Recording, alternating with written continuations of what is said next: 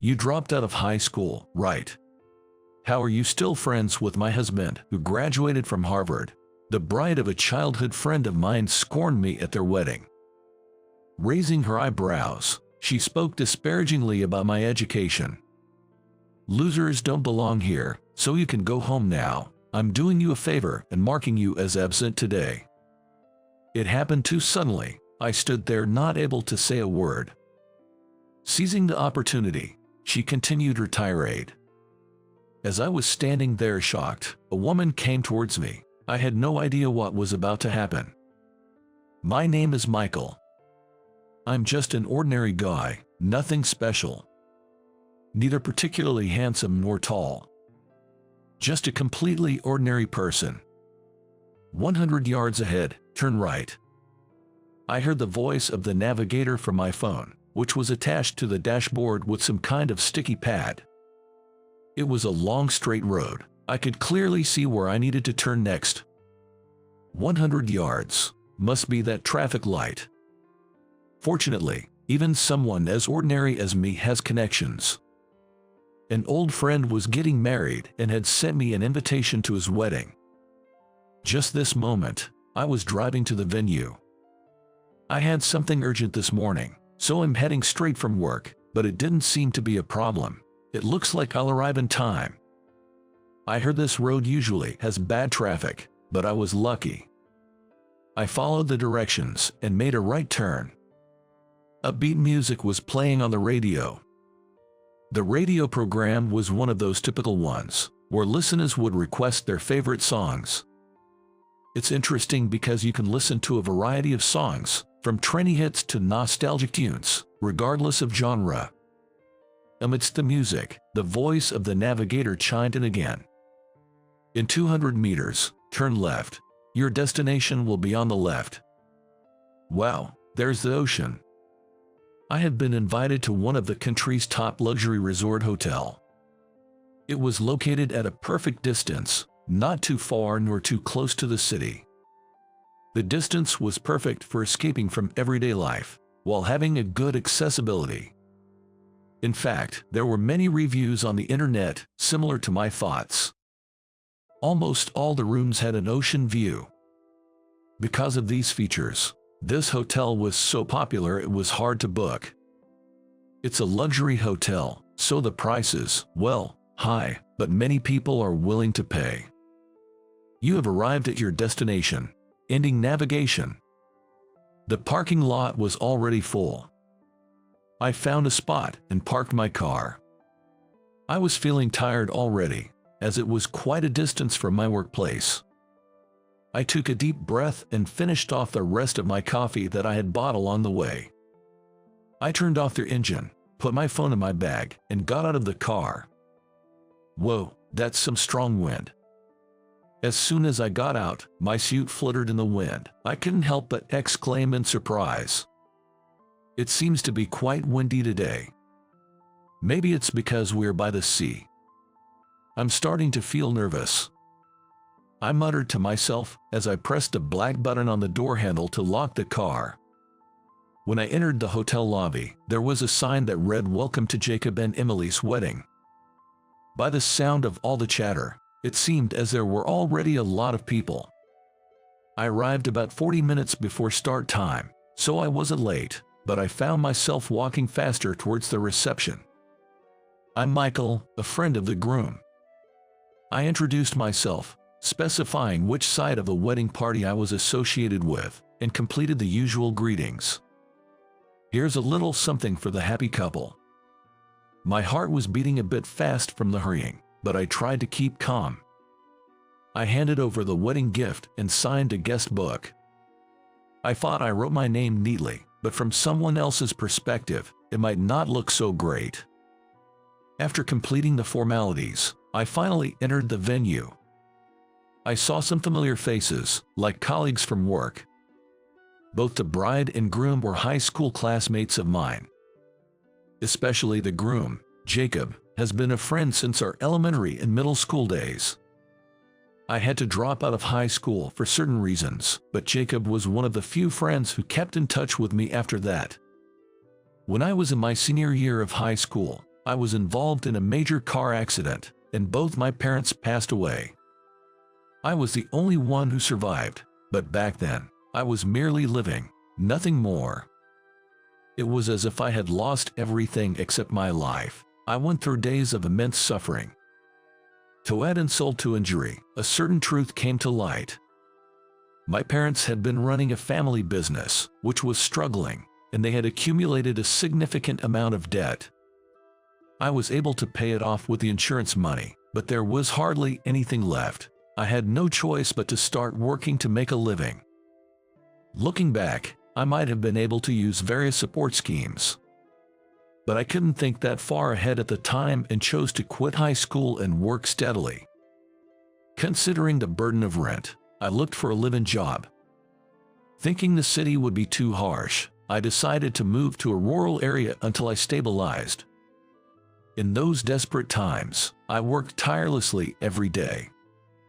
Looking back, I might have been immersing myself in work to escape the reality of losing my parents. Now, I have no problems with my life and have no struggle in finance. In fact, I feel like I live a more comfortable life than before. There's still some time before the ceremony starts, so I headed to the restrooms. According to the floor map, there should be one on the same floor as the venue. Here it is. Wait, what? I saw the men's restroom sign and headed there, but there was a yellow board at the entrance. The sign was about knee-high, with large red letters saying cleaning in progress.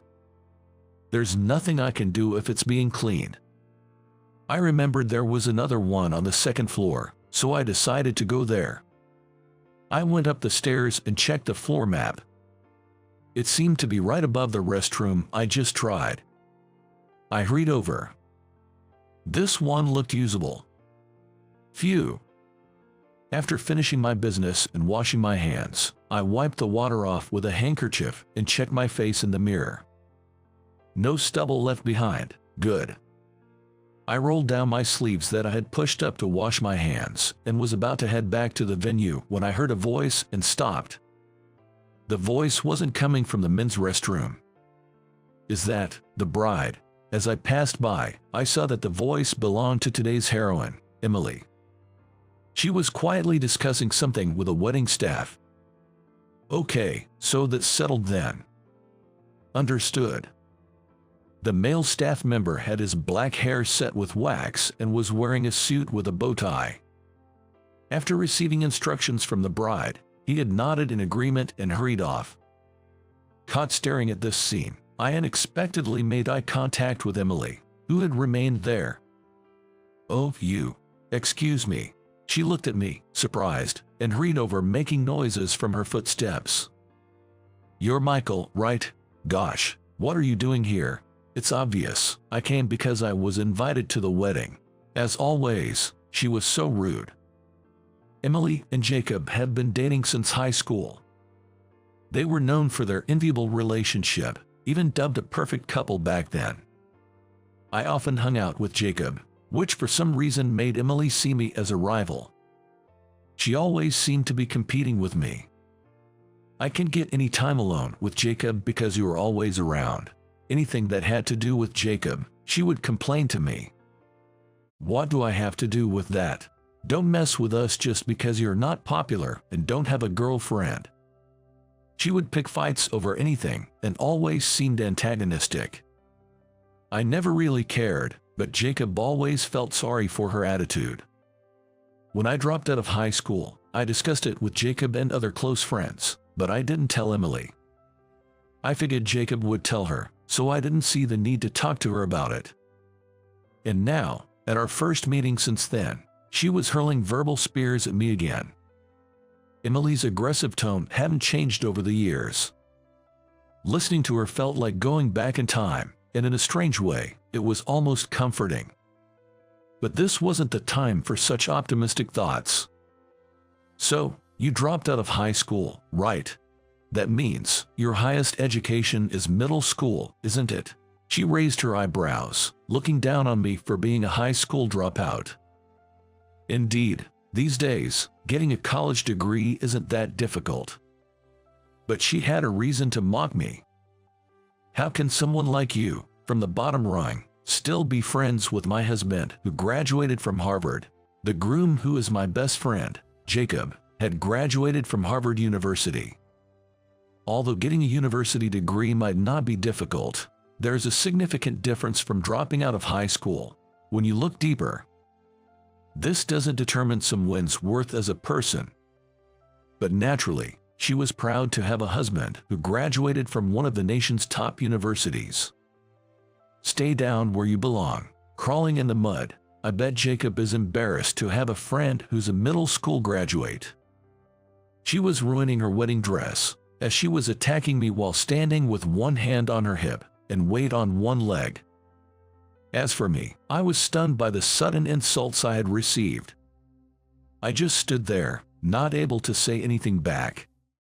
Taking advantage of my silence, she continued. I get it now. Your job is subcontracting for my husband's work, isn't it? That means you must have to be nice to him. She had a mischievous smile, as if she was plotting something. She also stretched out the ending of the words in an unpleasant way, making it obvious that she was trying to make me uncomfortable.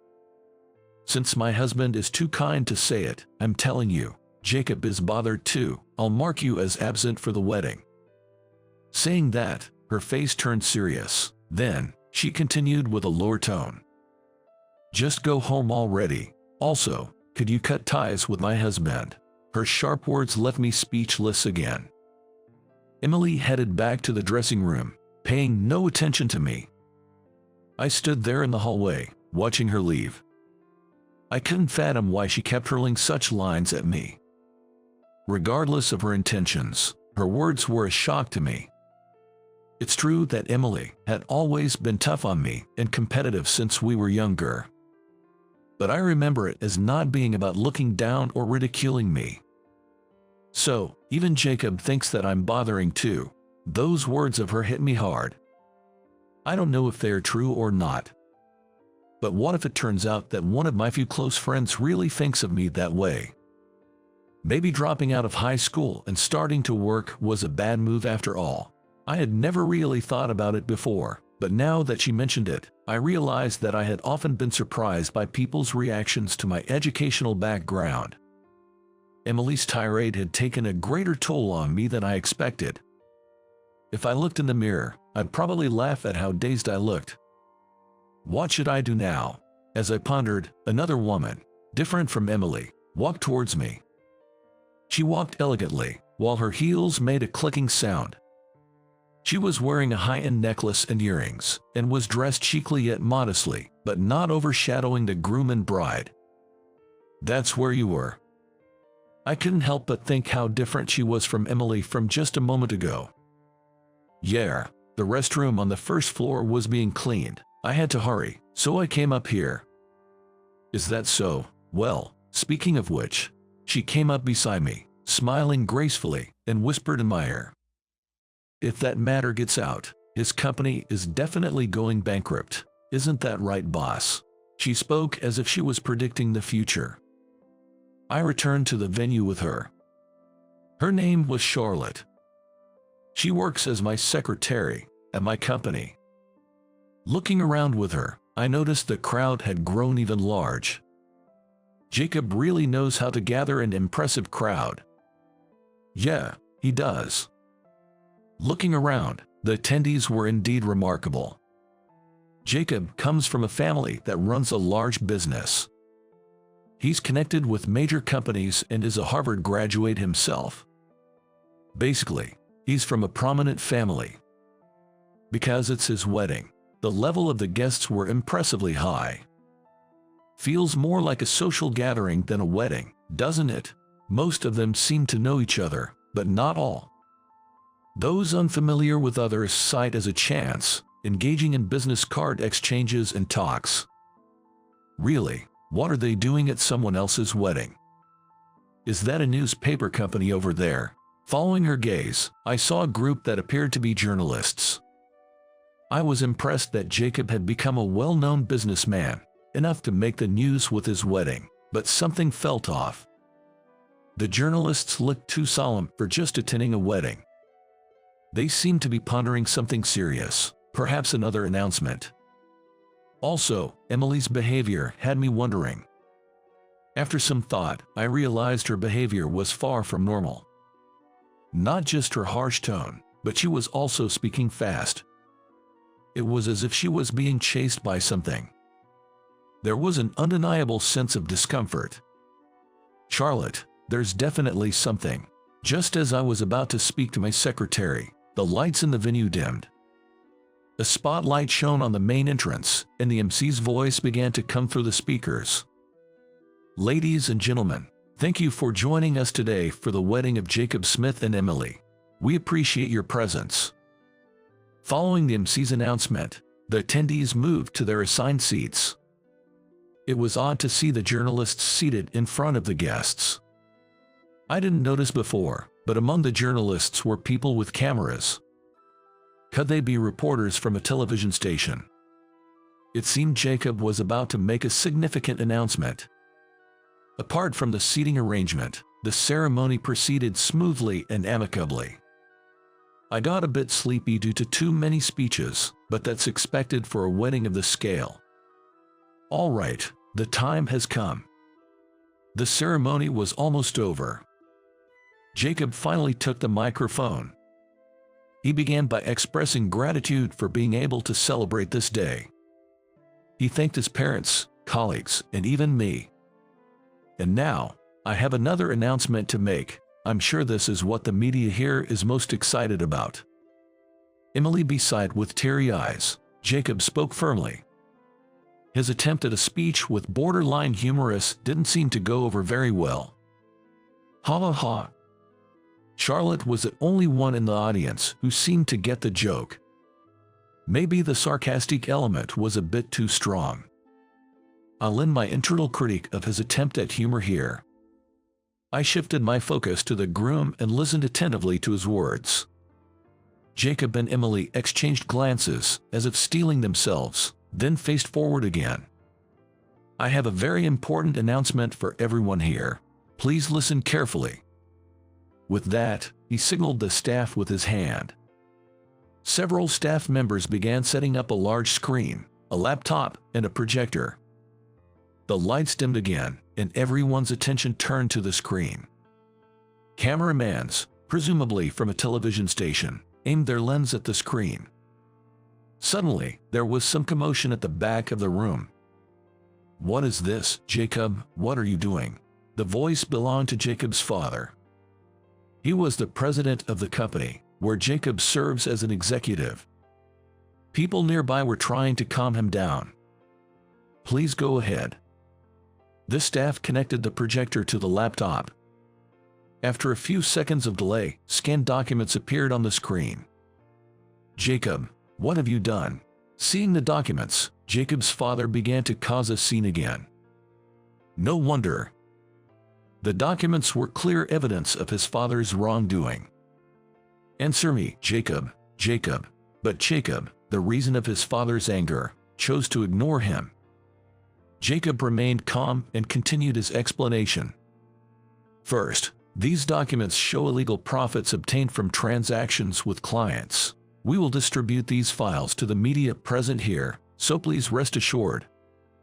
Meanwhile, his father and others who seemed to have benefited from the misconduct were causing a disturbance. It appeared they were trying to stop Jacob's expose, but he had anticipated this situation. Jacob's subordinates were strategically placed throughout the venue, completely neutralizing the rioters. It must have been a setup to ensure no disruptions. Oh dear, things have gotten quite serious.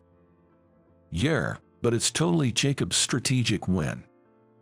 Jacob, probably tense, continued calmly. "Next, here's evidence of wrongful termination. My father has been unjustly firing employees who opposed him or whom he didn't like. This is my guess, but someone must have tried to expose his wrongdoing. However, it seems that the employee was threatened in some way and then forcefully terminated because Jacob's father had noticed the behavior. And now, this is the last big reveal. The home appliances manufactured by our affiliated company. The screen shifted from documents to blueprints of machinery. They were annotated with red circles and notes. It's a bit complex, but in short, despite knowing about a defect that should have led to a recall, my father continued to sell the products. In the bottom right of the blueprint had the manufacturer's name, model number, and product name written. Even though I'm not well versed in home appliances, the product was so well known and popular that even I recognized it. Meeting notes were also revealed, showing that the president was aware of the need for a recall. No accidents have been reported yet, but continuous usage could lead to serious incidents. This was all being announced in front of the media and business partners. It was a juicy story for the media, but for Jacob's father, it was a bombshell that could end everything. "Boss, look at that." I followed Charlotte's gaze and saw several people pointing their cell phones at the rioting father and the screen's content. Though not clear, it was evident they were likely live streaming. This is going to be huge. Is it all over for them, then? Their business was all quite substantial. Not only do they operate domestically, but they also had business that crossed international borders. I couldn't gauge the extent of the live stream, but it was definitely going online. Jacob, his father was desperately struggling, but even that was being broadcast. His attempt to stop the revelations only served as proof of Jacob's claims. "I will send all these facts to newspapers, TV stations, and publishers. We can't risk someone losing their life due to a major accident." I tried to convey this to my father, but he wouldn't understand. Gradually, more people began pointing their cell phones at the scene. The sound of camera shutters filled the room. I regret having to announce this here, but my wife understood. Jacob's father calmed down, as if he had given up and foreseen his impending doom. The rioters were being escorted out of the venue. "Please collect the wedding gifts you sent us at the reception when you leave, as they will be returned." As Jacob announced, Emily stood up beside him. "We apologize for all the inconvenience." Together, the bride and groom apologized to the audience. It was not the kind of scene you'd want to see at a wedding. Eventually, Jacob's father was also led outside. Those who remained at the venue were the ones who praised the couple's courage. The couple returned the wedding gifts to each guest and saw them off. After everyone left, Charlotte and I approached the couple. "That was intense. Tomorrow's newspapers will be something else." "Jer, it will be." Jacob, finally letting his guard down, was smiling with tears in his eyes. "Jacob, I told you to leave." Tears were already streaming down Emily's face. Crying or angry, or both, she looked at me with a conflicted expression. What happened was unbelievable. I had no choice but to reveal everything here. Even if I tried to announce it publicly, those allied with my dad would have stopped me. I barely had any freedom or say in the company. That's why he had to make the announcement at his wedding, where he had some autonomy. The idea was Emily's, and at first, Jacob had disagreed. Jacob was worried about ruining such an important occasion, a sentiment I completely understand. But as Emily watched Jacob become increasingly stressed and worn out, she couldn't stand it anymore and persuaded him thoroughly. Eventually, he agreed, which led to today's revelation.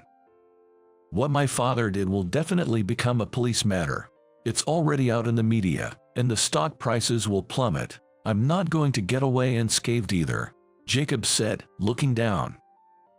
However, Emily patted his back. "Ouch. I told you not to cry about it anymore. I've decided to stand by you, haven't I?" "Sorry." Ever since high school, it seemed Jacob had always been under Emily's thumb. "But what about my job? That's why I'm telling you. If it comes to that, I'll support us." Emily. Her resolve was remarkable. Her words weren't something one could say lightly. Watching the timid Jacob and the assertive Emily, I couldn't help but burst into laughter. "Ha ha ha!" Charlotte, though silent, seemed to be laughing too. Hey, what's so funny? Just, the power dynamics in your marriage are exactly as I imagined, and well, what's that supposed to mean? As adults, Jacob and I often talked as business partners. But laughing together, it felt like we were just friends again. After dropping out of high school, I worked hard. My earnest efforts gradually got recognized, leading to rapid promotions. Eventually, I was headhunted as an executive by my current company. Shortly after, I married the daughter of the then chairman. That seemed to have led me to becoming the president. By the way, my wife's name is Charlotte. She is the woman right here who is also my secretary. I was aware of the wrongdoing by Jacob's father. As you know, Jacob and I are business partners. We were always well informed about each other's affairs. I had thought he might announce it someday, but I never expected it to be today. Speaking of which, Emily. What is it? She awkwardly looked away from me. Was this morning's outburst, by any chance? No, it wasn't like that. Leave and cut ties, she said. Could it be that Emily's harsh words were spoken to protect me? The revelation could have escalated the situation further. I might have been injured in the ensuing chaos. And if anything happened to Jacob, as his partner, I could have been affected too. It seems like that was her own way of looking out for me.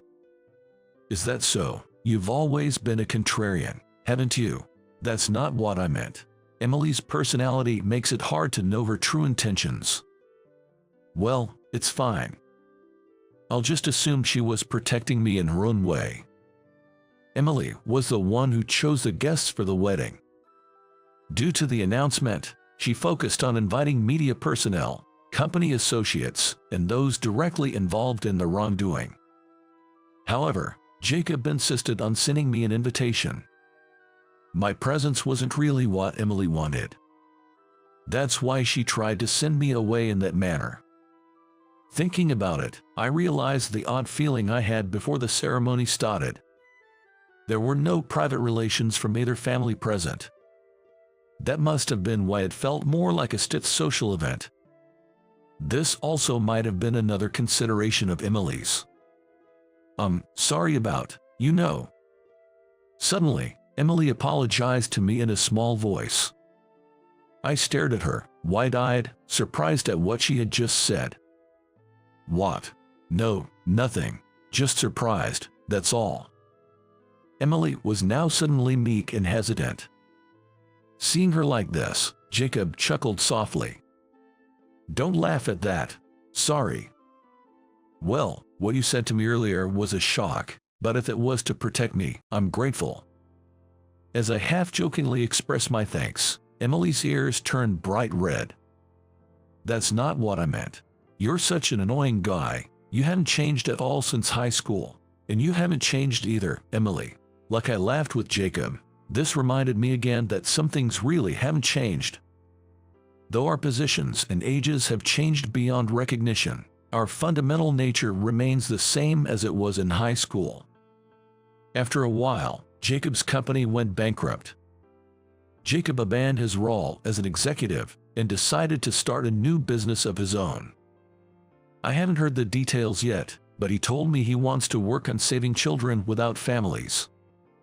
The reason I came to think this way is because of what happened to you, Michael. Jacob's voice on the phone sounded much more cheerful than on that wedding day. Me? Yeah, you dropping out of high school hit me and Emily pretty hard. We couldn't contact you, and the last time we saw you, you looked so troubled, we were worried. Back then, I tried to act like everything was fine, but it seems that my friends saw right through it. It's hard to tease Emily now about not being honest. I've always felt frustrated that I couldn't do anything for you. Hearing my friend's words, I felt my eyes getting watery. I didn't want to drop out either. But at that time, I couldn't see any other option. That's why I struggled alone. I've even cried all night.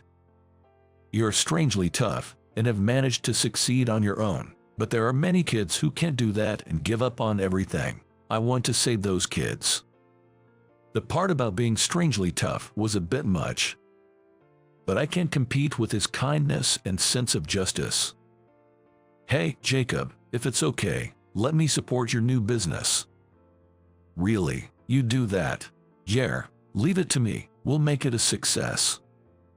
I felt proud from the bottom of my heart for having Jacob as a best friend. The business Jacob had started seemed to be going well. Though not aimed at profit-making and apparently tough in management, it seemed a fulfilling work that brings smiles back to children's faces. When we talked about it at a meeting, he too was smiling. Despite the additional wrinkles, his face was just like it was in high school. Some things change with time, others do not. How we spend our time gradually changes our hearts. It's a kind of growth, in a way.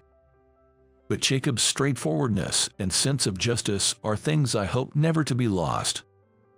Reflecting on all that happened, that's what I've come to believe.